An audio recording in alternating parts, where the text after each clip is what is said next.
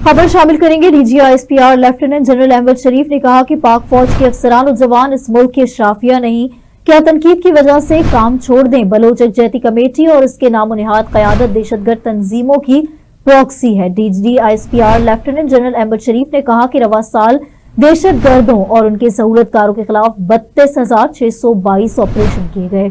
हुकूमत की जानिब से 2 दहशतगर्द तंजीमों पर पाबंदी लगाई गई है, जबकि TTP को खबराजुल फितना के नाम से नोटिफाई किया गया। उन्होंने कहा कि पाक फौज के अफसरान और जवान मुल्क के मतवसत तबके और गरीब खानदानों से आते हैं। ये अशराफिया में से नहीं है। पाक फौज और उसके जेर इंतजाम इदारों ने सिर्फ साल 2022 और 23 मजमूई तौर पर 360 अरब रुपए कौमी खजाने में टैक्स की ड्यूटीज की मद में जमा करवाए। लेफ्टिनेंट जनरल अहमद शरीफ ने कहा कि बलूचिस्तान में तालीम, सेहत और साफ पानी की फराहमी फौज की अव्वलीन तरजीह है। बलूचिस्तान में सड़कों और पुलों के अहम मंसूबे पाक फौज के ताउन से मुकम्मल हुए। CPEC के प्रोजेक्ट्स की सिक्योरिटी के लिए भी हजारों एहलकार फराइज अंजाम दे रहे हैं। स्मगलिंग से मतलब पर सवाल पर DGISPR ने जवाब दिया कि बलूचिस्तान की ईरानी सरहद से मुतसिल इलाकों में बुनियादी सहूलियात, रोजगार की कमी है।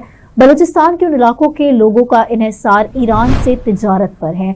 अगर ईरानी सरहद मुकम्मल बंद कर दें तो माफिया को फौज के खिलाफ बात करने का मौका मिलेगा।